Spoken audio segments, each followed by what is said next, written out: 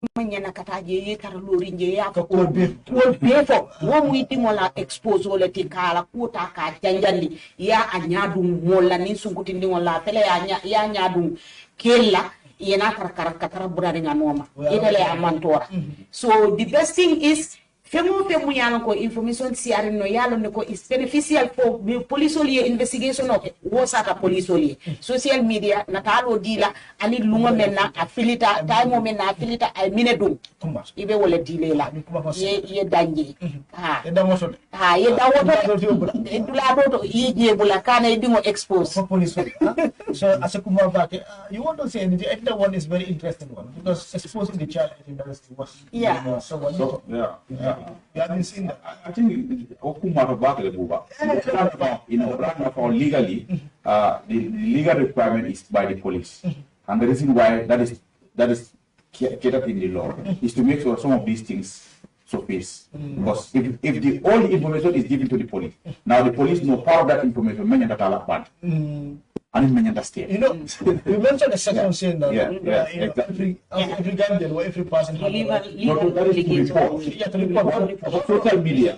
That one is a specific provision that the police, that they say the police shall, disclose the identity of the child for the purpose of what? Family tracing. Family tracing.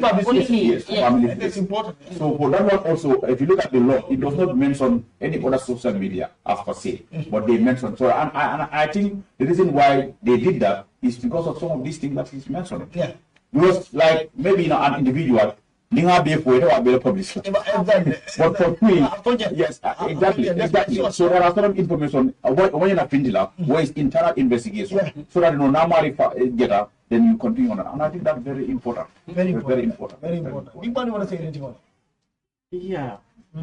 Like when it comes to child exposure, it's something that is against the law because the privacy of a child needs to be protected. At all costs. Yeah, if whether is a minor or even an adult as well, because it is your right not to be exposed. So you shouldn't go to the media or to these social medias to be, narrating everything pertaining to a child. That you need to focus on the best interest of the child when it comes to Section 3. It talks about it. So if you go further to it, this means that you are violating the right of a child. So that is something that the media should also be mindful of giving such information. Yeah. So that's what I have pertaining to that. Like when it comes to referral, as you asked my boss pertaining about the referral pathways, like when a child, like an information is passed to us that my child has been missing for so days, we make sure that we get it in our diary. We have the whole details about the reason why he's missing or he or she is missing. Because normally we need to know as officers, because runaway child they run away from the house based on certain proceedings or certain reasons. So those reasons has to be noticed by the police. Because some will run away from the family based on what? Sexual exploitation. Some will run away from the child based on abuse by the parent. Some will run away because of the way they are treated at home. And some will also run away based on what? Separation or divorce. So divorce is something that is also causing a lot of these children being in the street. Yeah. Both parents will try to struggle about who the child will stay with. Yeah. So sometimes the child will be going from one end to another. Today I'm with the mother, tomorrow I will try to run away to the father. So at that court measure, the child can be put into a vulnerable aspect or in a risk zone. So parents who are separated or divorced should be also very much mindful of such. When you are separated, please make sure that don't don't put the blame on the children or you children as tools to make sure that two people fight and one another. They are innocent, they are vulnerable. They don't know nothing about your misunderstanding. So referral pathway, let me come back, like after having the information from our diary, we make sure that like some children, they will speak to us willfully. But then others, I don't know, but then based on our own experience, they face certain traumas. The reason why but then we also use our techniques, our professional as officers of gender and child protection to make sure that we get what we want from them. So yeah, some will give us the details of their parents, so sometimes no need for us to go to social welfare. we will call the parents, and the parent will come, and we sit as officers, we sit as family, and we address the matter. Like, for instance, it's a first-time offender, like pertaining to a child moving away from the house, unknown by the parent, because sometimes it do happen. So we will sit and discuss about it, give the parent a last warning. Understand? But then when it is your own negligence, we always make sure that we press charges on you. So that's how it is. So from the station, like if at all we can't get any information from the child, we normally refer to social welfare, as my colleague has stated. Yeah, that's what I want to discuss. Yeah, so social welfare, the child will be put into the shelter for temporary placement, and they are the one who are trained to be doing those family tracing and the like. Okay. But in collaboration with us, we make sure that the child is returned, reunited with the family. And sometimes when the child is reunited with the family, you need to check on the aspect or the risk factors surrounding about that child. The reason why he or she ran away from the house. So DSW, they also make sure that they do that issue pertaining to the reason why the child is being missing. Okay. So before handing over to the parents, they also have their own ways to do things because they differ with us. So that's how things normally goes. Yeah. I think it's very important, and as Chairman, just to engage with the limitation of you people, even child is in custody. What do you guys think? What are your limitations? I know you're going to do that. That's why you have partners. And I still want to address on that because at some point, I saw almost 2 or 3 information that okay, a child was found, and those people were in the custody of the child almost 2 to 3 days. And I think in fact there was one story that I saw. I think the one that I screenshot, I make a comment. Yeah, absolutely. I advise them not to allow that child to be staying with that family. Okay. Because the child got missing, no one knows where the child came from. Yeah. So it's like you do good, that is fine.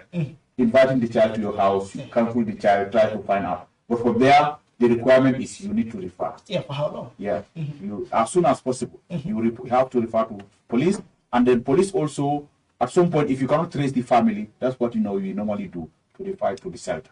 But for the shelter, it's temporal, as he likely mentioned. Some might be there a week, some might be 2 weeks, some might even be there a month, depending on your situation. Because family tracing is very difficult, especially if it is cross border. Yeah. So that's why social welfare, as he likely mentioned, they have what we call case management. So case management, we are all part of the case management. For us, we register, we identify, and then we refer. So that referral, that's where social welfare will do what we call case planning. Then implementation of case planning. Then that's where you have the family tracing. If it is outside the country, there's an NGO called SIDA, Child Environmental Development Association in Gambia. So they are also responsible to make, if the child is from Guinea, if he's from Senegal, they work with that counterparts there. So to make sure that we have a child who is from Guinea, he's currently with the shelter. So can you find out the family for us there? So when they identify the family, then they will work with social welfare and to do what we call family unification. Okay. So and also a follow-up. So it's a whole long process. So but if it is here, sometimes within a week you may see the. So as I speak right now, there are some children. In fact, the shelter manager, every day, is calling. We are struggling to trace their family, but still now we could not. So those children, because so what will happen to us to the those children? So that's the situation that we have. So if we cannot trace their family, they still have to, because it's a government shelter. So where you have provided with food, medication and everything. But for me, we are looking at alternative way in order to unite them with the family. But at some point, it's difficult because you don't know where they came from. If they say I'm from Guinea, that's the information that you have. Where in Guinea, their parents, you cannot have any contact. So you really need to still keep them because you cannot leave them. You cannot say now we cannot trace you. Then so that's the responsibility. I think sometimes embassies also do. That's why part of the case management, where I say case planning, they work with those embassies. Yeah. So if the child is from Senegal, they make sure that part of the case planning, who are we going to involve? The stakeholders, the embassies. So they also engage embassies also do help them. But I remember that still now, there are a lot of social issues that are really. But all these are procedures that are played. So I really want to encourage that very well to say, okay, you found this child, you are even nearer to a police station, but you feel like you can keep the child. That is wrong. It's a wrong problem, because anything that happened to that child, that's the time you know that even us at the police level, we don't have that power to take a child to our house. Yeah, but normally we see people that have a child for this. Yeah, that's what I'm saying. So that's what I'm saying. But the advice is, report it to the nearest police station, because reporting is part of your mandate. Yeah. You identify. Yeah. That's the requirement of the law. But you say, even if it's not your child, report. Yeah. So if you violate that section, are you not creating problem for yourself? So the law will not look at, okay, you do good, you want to take care of the child. What about if the parents came to realize that the child is staying with you? Can they put you in a problem? Yeah, they can. Yeah, You can even charge for adoption, because now you also fail to report to the authorities. So that's why sometimes you might be doing good, but at some point, hence you have services available. And those are government-designated legal entities. Please refer to them. That's very important. And we always even want to discourage, to say, okay, you have this missing child, Boyan, at the police station. Now police will tell you, go with this child until the parents.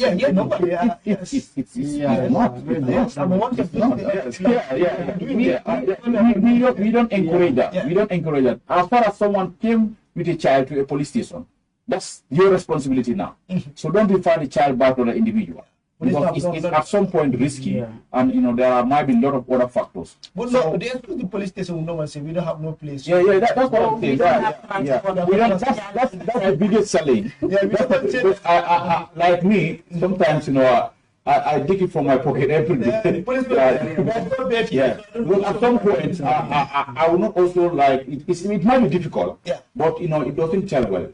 Procedurally, it's a wrong procedure. It's a wrong procedure, and we always discourage that. If someone came with a child to a police station and then that this child was found, take it up from there. That's why you are making sure that at least not that police station, but every police nearer to that police station, you have a child welfare officer. So whether he is around or he is not around, the responsibility lies on the police. Absolutely. So you should make sure that the needful is done to refer the child to the center. It might be challenging. We all know resource constraint, people problem. Yeah, but it's very difficult. The time is definitely going on this article fast. We have not less than 10 minutes before we see round to this topic. I know it's a very, very interesting topic, but just as alluded earlier on, this is the child, and again, our program is aired every Wednesday. We just want to know now the challenges you people are facing. I think one of the biggest challenges we are even discussing is in terms of mobility. That's the biggest challenge. Because as you say, even us at our level, it's true that we are solely responsible. And when they are identified the police on the fourth person, they will find out who is the child. So now the burden is on you. What you have to be at, because as far as it's a service, it's always free. So sometimes we all know, but that's the biggest challenge. And I think even yesterday, a child was brought to us from Banjo Station. So we have to dip our pocket. And then police can do that. Social welfare, and that is just a normal routine. Everyday routine. So mobility is a challenge for us. I think privacy of those children also is a challenge, because at police station levels, some police stations, if you go the environment of the police station, you bring in a missing child, and then you have criminals around, people are reading stories, they are sitting down, they are listening. That could also cause a lot of issues, and I think placement I think we should have a place where we should place them at the police station, because that is not their place to be. But in some police stations, you have only one child welfare there. Probably that child welfare officer is out, and then it's like in the police, it's like if a child welfare officer is not around, so that issue has to wait for the child welfare officer.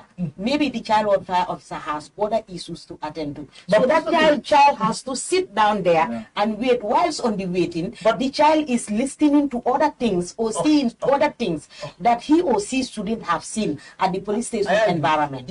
But my question is that if that particular officer don't have the expertise how to question or how to interrogate or how to interview I think it's important. Looking at our settings generally, we all know the situation. Yeah, but like I always emphasize this, every member of the police should be, as far as your primary function is concerned, that should be your primary function. Because at some point, What okay. efforts are people doing to make sure that all of you guys are in at least the same and playing? Yeah, so that's why for me, we always emphasize that, you know, at least we all know like plain clothes, you know, like CID officer whatsoever. Because at some point when a child got missing, maybe within 2 hours, 3 hours, the parents can be found. Yeah. So instead of taking that child to the shelter, at least there is need for at least maybe 3 hours, 4 hours, because normally we also have our internal pages. Yeah. So when the information is shared that the so and so child is found at the police station, maybe the other police station even respond. Okay, the parents reported it here. Now we are referring the parents there. Yeah. So sometimes it's happened. But as I learned that, like in terms of infrastructure, that's also important to be child friendly. Yeah. And I know recently there are a lot of going, yeah, like Serekunda, you know, some, you know, What I'm saying, a new model. yes, they are child friendly. They are child friendly. Yeah. Because even currently, the one in SL, you know, we all know, and currently I understand GIZ is trying to build up. So all those things are geared towards victim-centered approach and also child-friendly environment. So there are a lot of efforts on that, and these are some of the concerns that we are also trying to, you know, the senior management is also trying to come up with, and that's why with GIZ, you know, we are having a lot of, you know, opportunities on that. And I know, you know, with time, some of these things is going to be tough. But ideally, we also, you know, internally advise, like, if you have a child, like what they did in Banjul, Prime and other police stations who don't have child welfare officers or infrastructure, they refer to headquarters. So it's like at the regional level also, like Kairaba, Carnifing, you know, at some point, you know, if you have a child welfare issues, like missing child, you realize that, okay, there is a space in Bundung or Serekunda or Kairaba, at least you can refer. So that will also give that kind of, because if you leave it at the station, it is, as you likely mentioned, a child will be looking at some of these suspects who are in the cell and try to find out what are they doing. At some point, you know, he or she will be very curious to learn so many things. Yeah, so, other challenges also is children, especially children who always are on the move from one place to another, like from country to country, like these children at the Daras, moving from Senegal, you know, they walk long distances. So medically, they arrive at police stations or they arrive at a place. Please make sure to send them to the police station, because it once happened with me. 2 children were brought. They came all the way from Guinea. I think they walked more than 2-3 weeks on the way, boarding vehicles and alighting to board another one until they reached Gambia. So as soon as they came, it was around closing time. So even the founder was suggesting for me to hand over the children to him so that he would go and sleep with the children. Then the following day, I said, no, the center is here, it doesn't close. Yeah. So I went with the children. As soon as I reached at the gate of the center, the one of the child fainted in my hands. So supposedly that child is with you at home and the child fainted. What are you going to say? So it's better to hand over the child to the police. The police can take the child to the police to the hospital or to the police station. And medically also is a challenge. Yeah. Then, what is your advice to the general public? Anyone that is watching this program? I think the advice is like all the things that we discussed. I think, you know, if we adhere to some of the procedures, I think, you know, that will really minimize some of the trends that we are facing. Parents taking up their responsibility, monitor the situation of their children, where they go, you know, so where they enter, especially at night. You cannot leave your child. Some of them, you know, you even go and knock their door. That where is your child? So it's like, up to 2 o'clock. So all those things are things that, you know, we should work together. Our program also is to make sure that we enlighten them. And that's why, you know, in terms of community engagement, we are really also doing that very well. Recently, we went around countrywide to make it so that, you know, we target the border, the garage, the schools, and enlighten them about this and the issue of child smuggling and trafficking, all geared towards, you know, protecting of our children. Because some of these children that, you know, we are, it's just our responsibility. But whatever the child becomes tomorrow, is you as a parent. It's important. What is your advice? Together, we can have a very good future for our children. Child protection, it was not brought here by the Europeans, neither anyone. We met it here. It's a force, it's an obligation for us to protect our children. So I think we should do that and stop the blame games, The blame game, yeah. blaming The Western people. the Westerners and the police and all the stakeholders. So child protection It's everybody's is a business of everybody. That is important. Yeah. I think that's a strong message. Yeah? Yeah. Together we can safeguard our children. This are not the Western law, but this is everybody's business. Let's stop the blame game. I was just saying that says, build your child before you build house for them. Absolutely. Because if you don't build your child, if you build house for them, if you die, they will sell all those houses. Yeah, that's true. So what is your final message? Okay, actually, my final message to the viewers or the ones Watching the program. watching the program is that child protection is everyone's business. It's Yeah. not a one-way thing. So people should understand that when it comes to child protection, when it comes to child rights, people misunderstand it. Like some will say that people should move away from that. Yeah. The right that you have is the same right that Children. child have. So it is your responsibility as a parent to make sure that you protect and safeguard your child. That's true. Understand? So when your child is missing, I think we have spoken here Yeah. the pathways, what to do, and whatsoever necessary thing that you need to do in order to find that child. So this is what I have for you. And, thank you so much.